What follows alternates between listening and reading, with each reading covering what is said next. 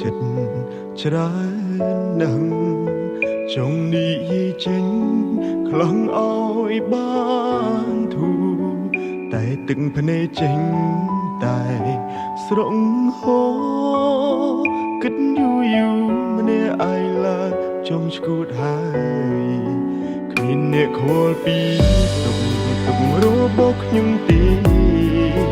គ្មានអ្នកណាស្មឹងក្បែរជួយទាញខ្ញុំក្រោកឈរឡើយខ្ញុំសែនស្មុគស្មាញខ្លាំងណាស់ចង់ស្ទែខួរស្លាប់ទៅហើយចង់ទាញពេលអើយត្រឡប់ទៅជាកុមារអាយុកាន់តែច្រើនសម្ពាធកាន់តែធំต้องសងប្រមកផ្ដុំបង្កើតជាបញ្ហាជំងឺបាំងទឹកចិត្តតើគួរព្យាបាលបែបណាហូរទឹកនេត្រាហត់នឿយខ្លាំងដល់ហើយអាយុកាន់តែច្រើនសម្ពាធក៏កាន់ទ្វេបញ្ហាចូលហោហើយតែរួចតែជួបទុំអិនស្បើយគ្មានអ្នកចាំលើកទឹកចិត្ត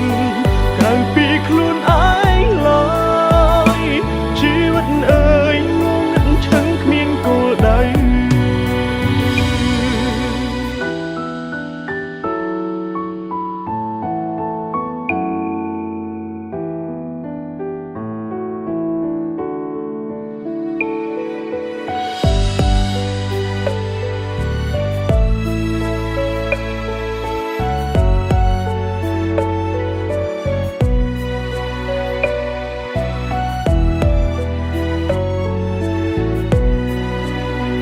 អ្នកខលពីទុករបស់ខ្ញុំទេគ្មានអ្នកណាស្មឹងក្បែរជួយទាញខ្ញុំក្រោកឈរឡើយខ្ញុំសែនស្មុគស្មាញខ្លាំងណាស់ចង់ស្ទែខួរស្លាប់ទៅហើយចង់ទាញពេលអើយត្រឡប់ទៅជាកុមារ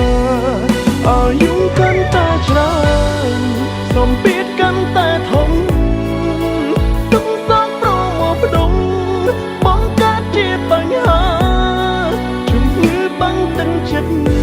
តើគួរព្យាបាលបែប